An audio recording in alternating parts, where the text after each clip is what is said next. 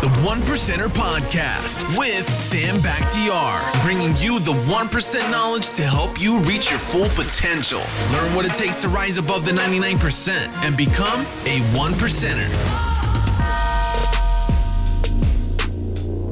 Hey guys, what's going on? It's your host Sam Bakhtiar with the 1%er Podcast with my really cool friend, amazing friend, Anthony Morel in the house. What's up, Anthony? Man? How are you, brother? Thank you so much for coming through, Excited bro. to be here. Anthony, we've known each other for a while now. I know Danny, your brother, came in and did the podcast. Yep. He gave us a little bit about your story, your background. Yeah. But I want to dig a little deeper, right? Really? You know, I know that you guys are from New York. Mm-hmm. You know, you grew up and your parents split. Yeah. Let's talk about that a little bit. I want your version of it a little bit before we dig in. You know what, man? I was a baby when that transpired. So real quick, how much older is Danny? So my brother is 10 years older than me. Okay. And then I have a brother, Omar, who's 8 years older than me. Mm-hmm. So you're the baby. So I'm the baby. Yeah. Okay. So when we moved from California, I don't really remember too much because I think my brother was 12 and I was maybe like 2 or 3. And you know, on that note, man, you know, I was very fortunate because growing up, you know, my brother really stepped into that role. You know, so he did the best that he could with what he knew. But it was very cool because growing up, I didn't really feel that gap. You know what I mean? I didn't really feel that void because he was there, he stepped up. And then my mom was she passed, but she's just a beautiful, God-fearing woman that just learned a ton from her as well. So I've been blessed. I have been extremely blessed to have great people in my life, and I think that God's really had His hand on me there. So you know, it's very, very noble of anybody who can step up and become a father figure for you. Yeah, absolutely. You know what I mean? Because honestly, I didn't have that. Yeah. You know, my mom and my dad, got divorced when I was 3. Yeah. And nobody really stepped in that role, even though like I had my uncles around and grandfather around. Nobody could step in my role and say, hey man, let me just raise this kid. Let me show the kid the rope. Yeah. Just the fact that Danny was only 10 years older than you. Oh yeah. And he just literally took you under the wing because Danny is just a natural leader. Oh yeah. And he taught the same thing. We're gonna get into that because I think you're such a great leader and you're doing so many great things because I think you just saw what Danny's doing. Oh yeah. And you just duplicated it. Absolutely, man. I mean, the blueprint was there. I saw his hunger. I saw his discipline. A lot of those things were right in front of me. And I was able. It was cool because you were showing that picture, but and it took me back, and I was thinking like. So when he was, Is this picture? Is this the picture right there? Yeah. Let's talk about it. So that's me right there, man. I mean, and just at an early age. What are you doing there? So right there, we are at a multi-level marketing event called NTC. I think my brother was about 18, and I think I was about 8 years old. Mm-hmm. And my brother there was, it was out in Orange County, and I remember, bro, he had a. Wait a second. Where is your brother there? So he's on the top left. See him up there on the top left with the green tie? That's my brother. That's Danny? That's Danny. That's Danny? That's Danny right there. Yeah. Oh shit. Yeah. So that's him up there, and then that's me right there, bottom right. Mm-hmm. But I mean, you can see, man, the example is right in front of me. You know what I mean? So, and not only that, Sam, so back then, I remember he had a Jeep, man, and I remember learning like grind and grit. He had a Jeep. We lived in Rialto, right? And we would drive all the way to Orange County. You got to think about it, bro. I mean, he's not wealthy or anything, So that's a haul. And we would make that drive, and I remember the top would be cold. Like he at one point, like the top had messed up, so like the top was down, right? And we would, bro, I just remember it would be a cold drive, but I remember the speakers talking about being consistent, having discipline, tunnel vision, at an early age, right? Your appearance, right? The way you show up. So you were driving to Orange County, listening to just like motivational, personal development stuff. Oh yeah. And then we would get to the event, like we would get to this event, and then I would sit through every seminar. So I would know like their sales scripts, I would know their dialogues, and I would almost be like telling the people that were in the downline or in the group, like, hey, what's up? Why'd you miss the meeting yesterday? Why didn't you show up? And I remember even back then, man, thinking like, it would be cold and my brother would tell me, hey, I'm going to go to the NCC event. Do you want to go? And I remember thinking to myself, like, damn, I know it's going to be cold. I know I'm going to be tired. I know I'm going to have to wake up in the morning early and go to school. But I would always just think like, hell yeah, let's go. Like, let's do it. Because of the positive information that I was being fed at that age. At that age, you were just a sponge, taking it all in. Man, yeah. Because we talk off camera. Of course, and I told you that what I admire about you is because I think that you're a true representation of a one percenter. Yeah. And as you know, one percenter to me, when I develop one percenter, I'm like, one percenter to me means somebody who has his shit together in 5 areas of life: faith, family, fitness, finance, fun, and ultimately then that leads to fulfillment. Yeah. When I'm looking at you, and I have a privilege of being great friends with you and know your family and your kids and all that kind of stuff. I mean, you are hyper focused on those areas of life. I mean, you have it all together. Yeah. And it's really, really refreshing for me to see someone that can focus on something and just go all in rather than just dibble dabble, in many areas and not go all in. I mean, how did you develop that? Because I'm telling you, when I talk to people, when I coach people, when I just take a look around you, people are not willing to go all in. Yeah. People have shiny object syndrome. They go from one thing to another and they expect to hit a home run the first time they swing. Yeah. How did you develop that skill, that persistence, that resilience? Yeah, man. So, I think the mind is a muscle. And if you look at it, starting at something as early as that age. I also played baseball growing up. Was drafted by the Cubs out of junior college. Went to UNLV in Las Vegas and played Division I baseball. But what I'll share with you is I've been extremely blessed to have some great coaches in my life. And I remember a coach specifically telling me one thing, because I was thinking about jumping into another sport, right? Hey, I want to jump into this other sport, whatever the case may be. And he said, Anthony, I'm going to tell you something. I said, okay. I said, tell me, coach. He said, life is if you want things to transpire, you want things to come full circle, you got to finish things off. Yes. You can't quit. Wow. You got to finish them off, right? And so I'll never forget this. He said, Anthony, this is what most people do in life. He said, they start something and then they go. And the minute it gets a little bit tough, the minute it gets a little bit difficult, they jump ship and they start something else. So true. And what happens is that every time, Anthony, they get to that point right there, they got to start over. Yeah. Every time they got to start over. And I was so blessed to hear that information, man, because for me, I took baseball as far as I possibly could with the mindset that I had at that time. And I just, that just stuck with me, man. And so now I'm like, whatever challenges, whatever obstacles I face, it's all good. I'm just hitting a certain point. And then, man, I'm gonna be real with you. We worked out together a few months back at a LA Fitness. I think I shared this with you. And you said, you know what, man, I was working at this gym and I was training and I was doing this thing and I was working for this company, and it's interesting because my business started right here. Yep. And what I thought to myself, and you told me it was like 25 years ago or something like that, and that story came back to my mind because like, you know what, Sam, it was coming full circle for you and it was coming full circle for me. I don't know if you knew that. But the reality of that situation was that you never stopped training, man. You didn't go and go get into real estate. You didn't go and go get into whatever, planting trees, whatever the hell it is, right? You stayed in your game, and that was so cool for me to see. Yeah, I mean, look, we all have gone through so many tough times. Yeah.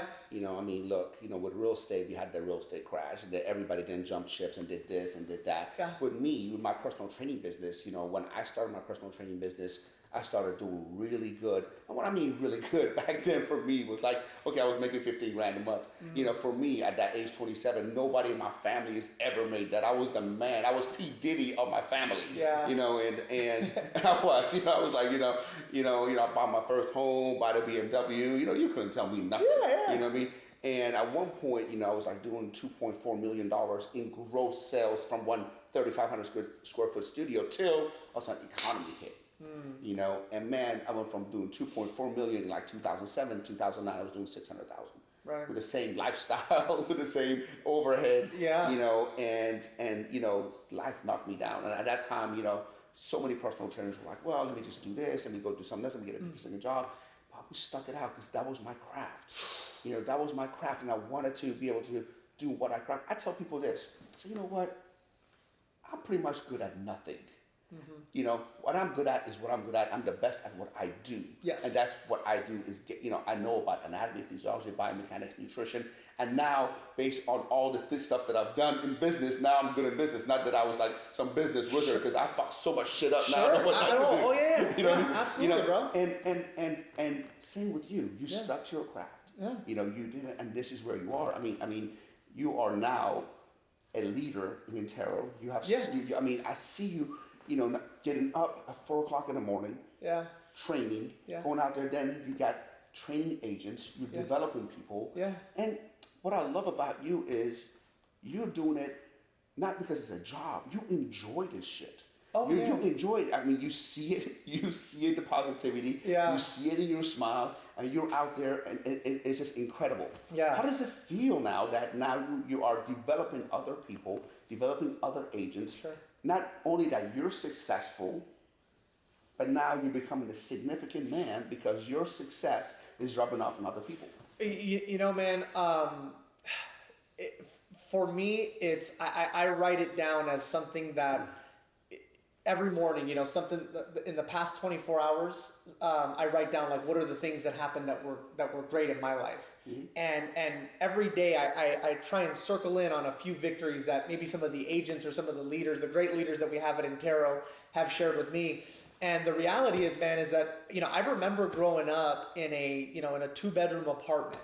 You know, I remember growing up in a, you know, with my mom and her car breaking down and, you know, and us being stranded. And you know, I remember going to the grocery store with my mom. She had food stamps and her not like, you know, her being like, man, I'm a little short. And I remember being like, damn, like just feeling this huge, just this void, you know, and, or just this pain that I couldn't help her. Yeah. And as a result of personal development, as a result of growth, as a result of my brother making a lot of the sacrifices that he made, my mom making a lot of the sacrifices that she made, I saw life change, bro. Yeah. And my life changed, and now I'm able to give it back to my kids, and my kids' lives are changed. You know, where we live, you know, what we drive, not have, you know, where we travel, all of those little things, you know. I just feel like God has put me in a position where I want to give back. You know what I mean? Isn't that crazy though? I mean, when you look back, because I mean, we have a lot of similarities. Yeah. You know, we have a lot of similarities. You know, I remember my mom's car breaking down in the middle of Kansas. You know, at like 10 o'clock at night. Yeah. You know, and we had to stay over at the gas station. You know, the families. You know, and at that time I was like 12 or something. You know, and I told my mom, looked at her, I saw my mom defeated. And saw my mom defeated. Like, you know, and you know, we couldn't afford to stay in the hotel. You know, they took us in and I said, Mom, when I grow up, I'm going to buy you a Mercedes. You know, I was 12 years old. Yeah. I was like, what the hell? I didn't know what I was saying. You know, and now it came full circle and I did. You know what I mean? And it was just crazy. I remember, you know, we're Middle Eastern, and Middle Eastern people have big egos. Even though it's the worst thing to have, they have big egos. Sure. You know, when we came, we had to get food stamps. Sure. And if my mom sees this interview, she will kill me. Right. Because she will never admit it. She will never, she's too proud to ever admit that we got food stamps. I remember we go to a store and she will wait to see, she doesn't want anyone to see her pulling out her food stamps. You know, she'll go in there and it's like, okay, this, you know, and I remember one time a kid that went to school with me saw my mom paying with food stamps. And oh my God, man, I heard it next day in school, oh, you got food stamps, you're broke, this and that. And that's the kind of stuff that I think you saw and I saw that even though we're like kids, we told ourselves never again that I'm going to break this. I'm going to go out there and do whatever I need to do, develop myself, and I don't want that for my children, for my thing. I want to be able to break, whatever we need to do. Absolutely, man. Absolutely. I remember driving home from Little League practice one time, and one time a kid, they didn't want me to. I invited a kid over, and I invited a kid over to spend the night at my house, right? But because we lived in like Shamrock, for those of you that are familiar with Rialto, right? It's like Shamrock, Rialto's Jackson. Rough, It's man. like it's rough, right? By Eisenhower High School, and I invited him over to spend the night, and I remember specifically his parents saying, like, no, you can't spend the night over there because of the area that we lived in, right? And after that, I wouldn't even let coaches like drop me off at my place. I used to have them drop me off down the street at my aunt's house, so that I didn't have to experience that, man. So, it's just those little things that we grab onto, absolutely, that shift us. Now, I remember my mom one time had to take me to school, and our car smoked so much. It was a diesel, and it was old. And in winter times, diesel just smoke, right? And my mom was like, "Look, man, I'm gonna drop you off here, block away, 2 blocks away from the things. I do not want, your kids and all that kind of." These are the things that we went through, and I think is what made us today. Yeah. Now let's talk about our family for a second. Yeah, absolutely. So because I know you have such a beautiful family, and you have a baby on the way. So do I. And they're about the same right days. there, man. Yeah, we're in it. I think we're about a week away. I think yours is like July 17th. Yep. So 17, and mine's like July 11th or something like that. So we're gonna be on call here pretty soon. Let's go. So you ever wondered? Yep. Because I see you're such an amazing dad. I mean, oh my God! Like I see your daughter at the golf course with you. So you guys such an amazing all-around guy. Yeah. But have you ever wondered, like, will our kids have the same tenacity, or what Tim Grover calls it, the same dark side? Because we have a dark side because we saw what we saw. Sure. We saw our mother struggle. Sure. We saw, we came in. Like I said, you were in Rialto where your kids didn't even want, your father don't want to come in. Yeah. Have you ever wondered, would they have the same tenacity, the same dark side, or the same drive as we? Because I wonder the same thing sometimes. I wonder, am I doing the right thing? Am I doing, you know what I mean? I know a couple of times we hang out in some amusement parks and all that kind of stuff. We go all out VIP. We go all out VIP. Our kids are now thinking like this, like they think this is normal. It's normal, yeah. It's normal. Like they get in front of lines and they do this, and they go in hotels and they get expensive stuff. And I think our daughters when they got like manicures and pedicures, get her hair done. I'm going like, what the hell? Yeah. So you ever wonder that, and how would you combat that? Because I want to know. I really want to know. From one father to another father, how would we instill kind of our tenacity, or, God, for lack of a better word, dark side is the good dark side. You know what I mean? Just for them to be able to go out there and be like, you know what, even though we have everything, I'm still fucking hungry. I still want to go after it. Absolutely, man. I think for me, number one, obviously, we're leaders of our family. Yeah. Number one, and I think the same principles, when you break down the 1%er, and we were sharing this with each other, is that I feel like a lot of times, especially with, we can go surface level with everything, right? Yeah. And so, the one thing with children, man, that my pastor talks about all the time is presence. They want your presence. And so for me, I was sharing with my boy D'Lo. On the way up here, man, is like, he was asking me like, hey, how many times a week are you guys getting out on that golf course? Or how many times a week are you guys practicing? And I said, well, on Saturdays, we go to camp. On Tuesdays, we putt in the garage. On Thursdays, we have individual lessons. And then, on Sundays, we'll go out and we'll mess around in the afternoon, And so it's really about, when you break down being a 1%er, man, it's about being a 1%er with your kids too. Oh, I mean, isn't that the most important thing? And sometimes we forget that. Sometimes we forget that. Absolutely. And I made that mistake. I made that mistake, and there's a couple of times that I've like to work at the best of me. Yeah. And we got, how do you turn it off and then focus on one thing? Because I know for people who are listening to this, yes, and I struggled this for many years. Yeah. To be able to say, you're so focused at work, you're driving so much, and then you say, you know what, stop, turn the phone off. Mm-hmm. This is 100% family time, my kid time. Have you ever struggled with that, or you were able to right away recognize that the first thing first is no matter what, it's family, and be able to get it? Because I know I struggle with it. I've got a lot better at it. Sure. From time to time, I still have this almost like crack It's always, I have to keep reminding myself, hey, what are you doing this for?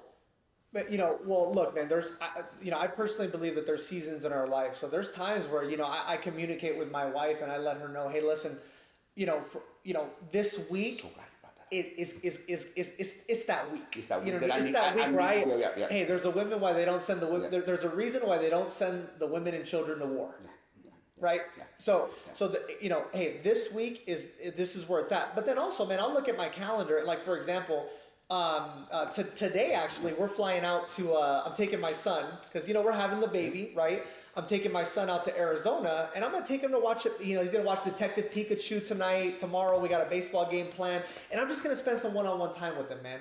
And that's been planned now from the beginning of the year. Just writing out my schedule, and just really understanding. Okay, one thing that a coach told me one time is that you got to pick your spots. So true. You got to pick your spots. And so for example, hey, you're going to go out and party, you're going to go out and drink, you're going to go out and do your thing. That's fair. Just don't do it on a Tuesday night when you got to be up on Wednesday. Yeah. Right? Do it when you're in Cabo with your spouse, or like you got to pick your spots, man. So I think I know exactly what you're saying, because a lot of times we think that, we have to be balanced every single day, right? That means, okay, we have to be a perfect father every day, perfect husband every day, perfect, perfect businessman every day, be perfect at the gym every day. And that not necessarily happens every single day, right? Balance is like earned over time, Yes. right? It's kind of like, people say, well, caloric balance. Caloric balance is like pretty much, 24/7. It's not just today, it's not tomorrow. It's like, that's it's accumulation, right? Sure. And sometimes, I know that, one day I'm the perfect father. Yeah. The next day I might not be there at all because I got stuff to do. And what I always say is that people always talk about balance. And balance is nothing given. Balance is earned. You have to earn balance by making sure you're designing your life, the way that you can be balanced. My brother shares this all the time, and it's called life by design. So the way that I look at my future is I'm very specific in what I want my life to look like. Yep. And so for example, man, like when I like to travel. My wife loves to travel. Yeah. It's what fills her up. She loves to see new things. So for me, if I'm going to Hawaii, for example, right? I like to golf. That's what I like to do, So when we go to Hawaii and we have an opportunity to play a beautiful course, I want my kids to be able to golf, right? So when you can reverse engineer your life, you start to realize what's important and what's not important. That's so true. And that's when you could just start to really dive deep. And for the 1% community, which I love the 1% community because they dive deep, man. They go deep, right? And when when you can start to reverse engineer your life and really start to go deep and really figure out what do I want this to look like, the options, the distractions, all of that stuff. Doesn't matter. Yeah. Like, what distraction? Yeah. I always tell people, when you design your life, yeah, take money out of it for a second. Yeah. And say, what would you do if you had $100 million sitting in your account? You know what I mean? And it's funny because I had this conversation with my staff all the time. Yeah. I'm like, if I get $100 million check tomorrow, funny, I think I still get up at 3 o'clock in the morning. Oh, absolutely. I still want to work out. I still want to hit the office. Absolutely. I still want to, I pretty much would do the same stuff. And, so I'm doing what I've designed my life the way I wanted to, my life is not, I'm going to get $100 million. Some people are like, well, I'm going to get $100 million check and I'm just going to go sip martinis and, be on a boat and be on a yacht.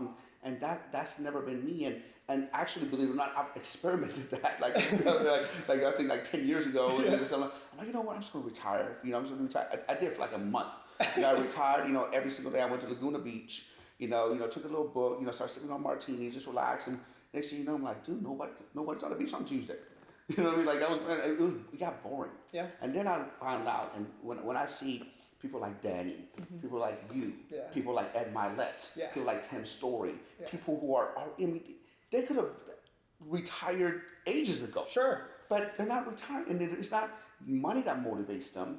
It's progression. Sure. It's for them to move to the next level, to make a dent in the universe, to serve, to be fulfilled. Yeah. You know, and obviously, like, look, nobody's gonna deny more money.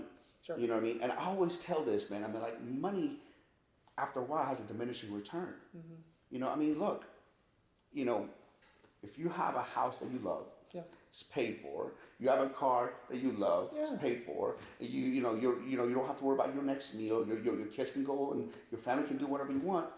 Anything more than that, what is it going to make any difference to you? It's not. Some people are like, well, I want. I'm like, more money is cool, but not at a piece of your mind or piece of your time after that. There's a great book by there's a great book by Napoleon Hill, I believe it is, and it's called Grow Rich with Peace of Mind. Oh, I haven't seen that one. You'll love it, man. You will absolutely love it. And I dive deep into books like that, man. And I love that about you because you are a student. The magic of thinking bigger, and just surrounding myself. And I think we went to the gym one time, and like just everything that you were sharing. I'm trying to learn, and that's what it's about, man. It's about progression. I've never seen someone as detailed as you, though. I have to be totally honest, and this is not saying that because you're here or trying, but I remember we were working out together. One day, and we were just talking back and forth and all that kind of stuff. And next thing you know, we leave, and you send me a text of everything that we talked about, the highlights of what we talked about, and things like that. I'm looking at him like, holy shit. Yeah. Like, I wasn't realize like you the whole time you were taking notes and you were like writing things down. And that is so crazy because some of the most successful people in the world, talk about Sam Waltons and Joe Polishes and some of the, I see them walk around with a notebook all the time. You know what I mean? And they were just like, taking notes, and because you only are one idea away from making it huge. I love that, yeah. And you, when I started on like this, I'm like, man, I need to step my game up. Anthony is on top of his game, and if you just did that while we're just working out, I can imagine what you do at work. Hey man, just I feel like sometimes people take things for granted. Absolutely. They take things for granted.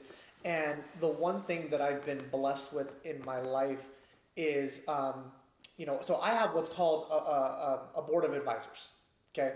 And so in this board of advisors, it's not just one mentor. It's your personal board of advisors. My personal board of advisors. Love that. Right? So it's not just one person that's like, oh my gosh, if this person says this, then I'm gonna I gotta do it. And it's like, look, man, if I need to hustle, like if I need to get into my hustle muscle as far as like for work, I'm gonna hit my man Ty Leon Guerrero up, because that's what he's what, right? If I need to tune up my skill set, if I need to tune up my presentation skills, if I need to tune up just overall like conversion rates, things like, I'm gonna hit up my man Joe DeRaffaelli. That's my board of advisor right there, right? If I got to tune up, was he your first mentor? Right? Yes, I remember reading that about him. Yes, I remember reading about it.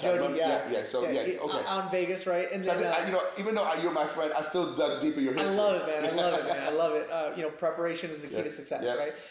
If I'm digging deep into my family, right? Like, people think, okay, cool. So like, oh, you're taking your son out to. I've been hearing this a lot lately. You're taking your son out to Arizona for the weekend before the new baby comes to spend time with. That's so amazing, Anthony. Oh my gosh. It's Alex Laird, my board of advisor. Yeah. He's the one who shared with me, right? And so he calls it like, he'll give me like what he calls breadcrumbs, right? Yeah. So he'll give me these little breadcrumbs of life because he's been there before, man. He's been there, right? And like you, Sam, I consider you on my board of advisors. I'll tell you, man, I have this, and like you were sharing, I have this ability to just focus and tune things out. You really do. At the same time, how many over the last, I've been doing the 430 crew, right, for the last 5 years. How many people have started and stopped with me? Oh my God, I can only imagine because I know. It's I can.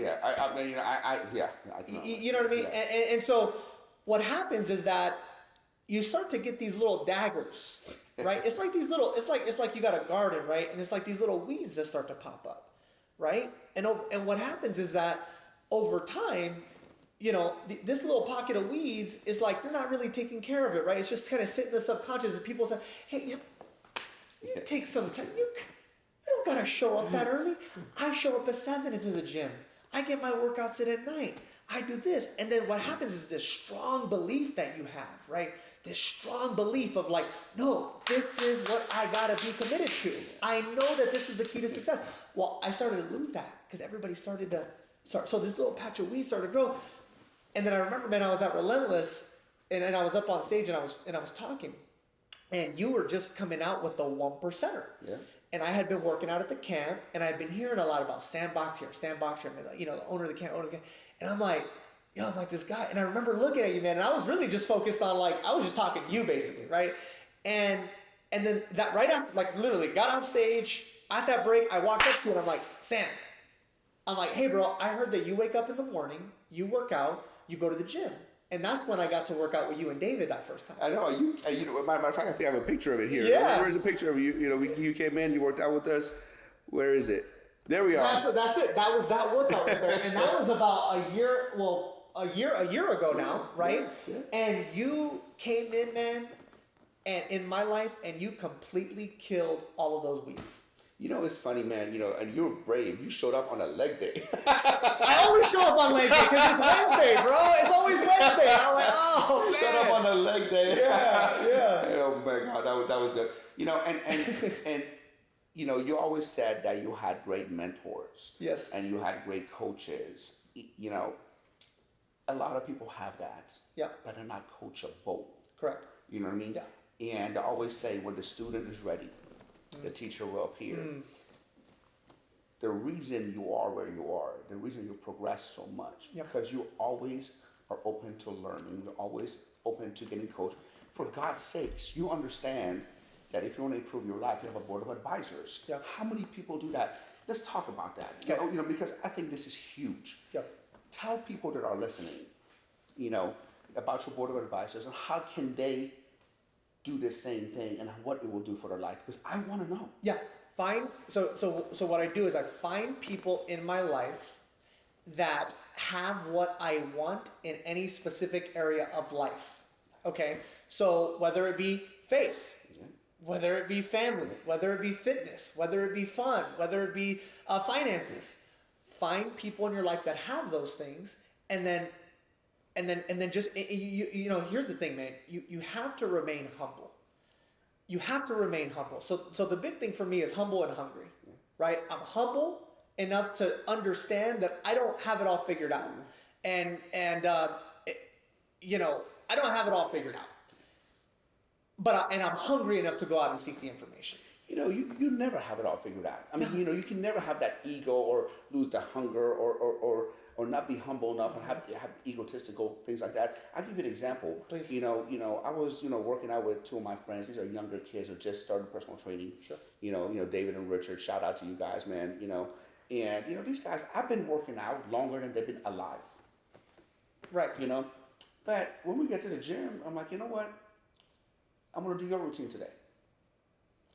Because even though I've been working out more than they've been alive, I got my set routine. I got my set comfort zone, and I was going to do your routine, right? And they did stuff, and they did a couple of things that I don't normally do. Sure. I'm like, wow, and they actually corrected my form, and I'm like, oh, cool, thanks, And guess what? I woke up next day sore as hell. I love it. If I had, what are you going to teach me, little kid? Right. That's bullshit. Yeah. So always be open. I've seen my family, as much as I love them, I'm never here talk shit about my family, but their ego was always like, what are you going to teach me? You're younger than me. I'm older. I know more than you. Mm-hmm. Oh, you wrote I remember one of my family members one time came up to me. We had this discussion, and I wasn't really, I disagreed with what something that he said. Sure. And he goes, oh, so you're smart now because you read all these books?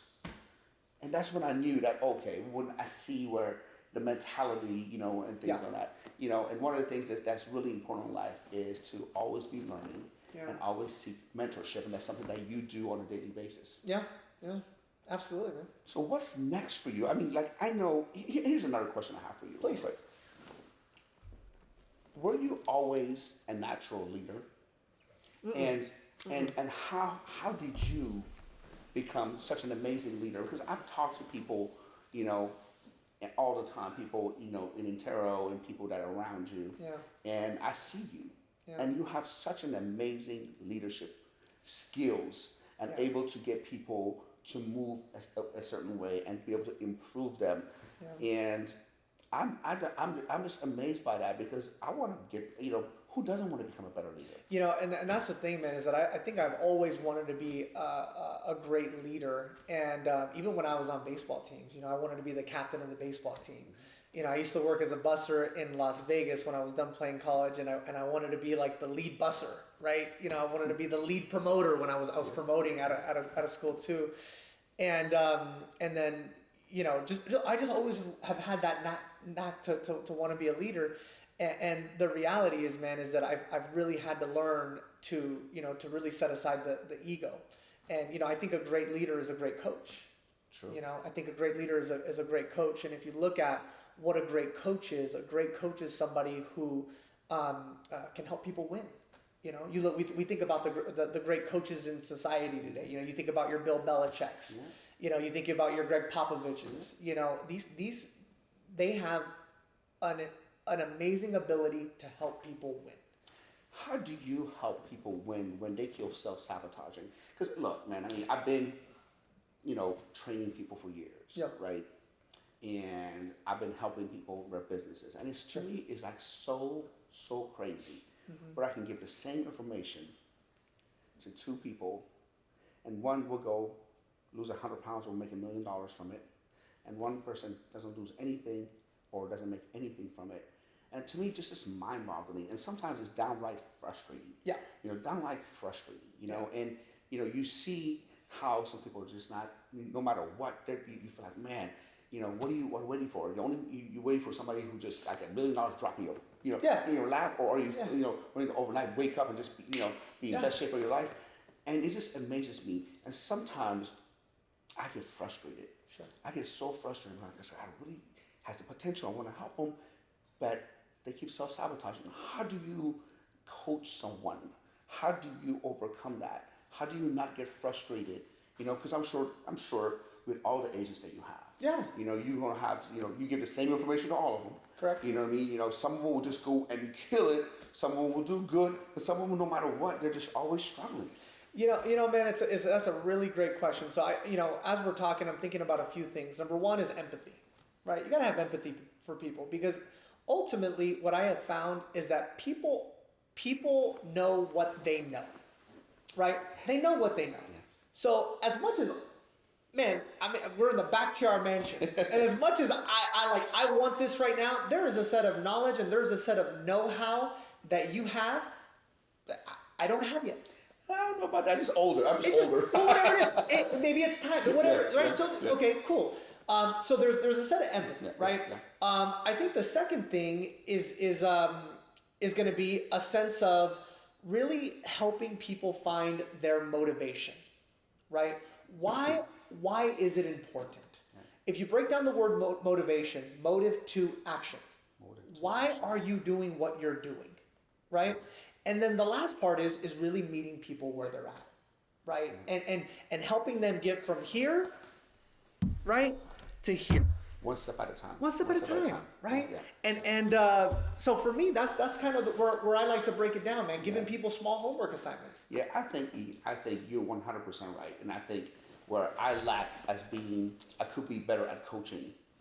Is I'm almost at, you know, I had a professor at Penn State in chemistry, man. The guy was so smart. Yeah, he had a PhD in chemistry and he was a doctor, you know, and he couldn't explain it so we can understand it. So for me, it just went right over my head. So I think sometimes, you know, with something so simple and easy for me, you know, maybe not be as simple. Maybe I'm not as empathetic as I need to be, and you just gave me some great ideas how I can be a better coach. Love it, man. I appreciate you, man. Yeah, absolutely, bro. So what's next for you? What big things are you working on right now? What does Anthony Morel working on this year and the next 3 to 5 years? Yeah, man. I mean, this year right now, we're building our home right now. On a golf course. On the course that we're members at. So really excited about that. And really this year is really executing on the business plan. It really is, helping Intero grow to do 1.2 billion in sales this year. And then for my personal real estate business is really just executing on, helping 40 families buy and sell real estate, man. And that, I'm just really focused on that right now. And then after that, man, it's like, what I've always found, Sam, is that God has an interesting way of promoting us, man. So and hey, man, I think a lot of times you do the right thing and God will do the rest. Man, we like to rush things. Yes. And I've really learned that over in my life, man. When I went to play baseball at UNLV, and I had got drafted out of junior college. When I played at UNLV, I was doing what's called we were doing a multi-level marketing company. Man, I was making $1,000 a week playing college baseball. I had the coach in my downline, like I had students' parents in my downline, And what was interesting is with that money, I was going out and I was, we're 21 years old, we're in Vegas. We would get home from a road trip, we'd go to the club. I got to meet a VIP host, right? I would go and I would, hey, we want 2 bottles, $1,000. I just made $1,000. Here's $1,000. We're partying, we're having fun, right? And it's interesting because you could look back on that and you could say, oh yeah, but you were blowing your money.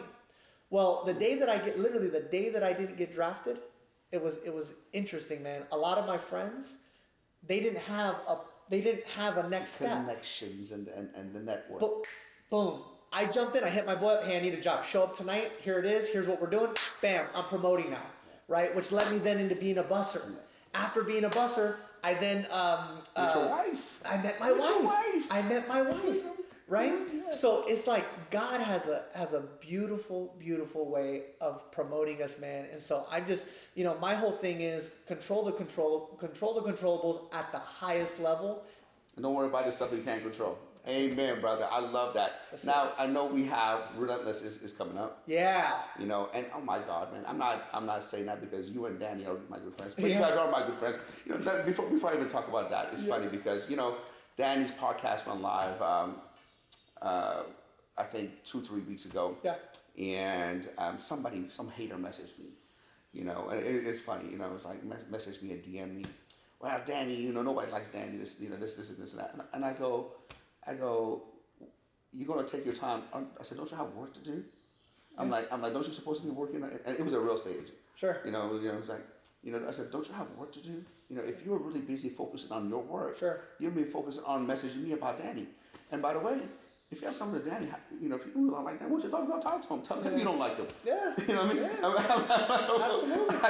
I go, don't tell me. Right. Well, it's easy to tell somebody else you don't like somebody. Why don't you go tell him? Yeah. So it's funny because I never really get into DMs, but I just was fucking with her. Yeah. Absolutely. Because I wanted to tell her like, look, man, you know what? Get a life. It's get a life. You know what I mean? Get a life. I'm like, if you don't like something, mute it, unfollow, and subscribe. And if you don't like somebody and you don't like somebody, go tell them to their face, hey man, I don't like you because X, Y, and Z. Don't go tell somebody else has nothing to do with it. Yeah. So let's talk about Relentless. Yeah. Okay. I was amazed of how good the content was all the time. Right. And not only that, it's not one of those events it's a pitch fest. It's just great content. Sure. Great stuff. Yeah. Over delivering. That's what Danny's always been about. Yeah. So tell me this year with Kobe Bryant. Yeah. With all the amazing speakers that you guys have. Yeah. How is it going to be different? How's it going to be different? You know what, man? I think if you can go into any event with an open mind and really ask yourself a couple of questions that maybe you're not having success with in your life, I think for every individual it's different. For every individual it's going to be different. And I just think that there's so much to be learned from each person that's going to be up on that stage, that as long as you have the ability to humble yourself, check your ego, right, and just go in with an open mindset, man, all it takes is one thing, Change your whole year. One thing or one person. Change your whole life. Yeah, one thing or one person. Yeah, you meet the right person, take one nugget home and be able to apply it. Honestly, I can't wait. We're talking about it. We're talking about it off camera before we get on this because we might have to leave a little early because I might get a phone call. I'm in labor. Shit, because we're very close. You know what I mean? Yeah. But I'm looking forward to it. Yeah. Man. I'm looking forward to seeing you grow. Yeah. I'm having fun watching you as a man grow in all areas of life. Appreciate it, man. And man, I'm happy and humble to be your friend. Yeah. But before we leave, yes. Where can our audience get to know you more and get to know what you do? Yeah, man. Follow me on Instagram, Anthony Morel 1 on Instagram. On Facebook, Anthony Morel. And just reach out, man. I'm always here to help, and I'm learning, I'm growing, I'm humble, I'm hungry, and I'm just looking to become the best version of myself possible. So. Brother, I appreciate you being on the podcast. Absolutely, man. Thanks, bro. Appreciate it, man. Thank you. Yeah.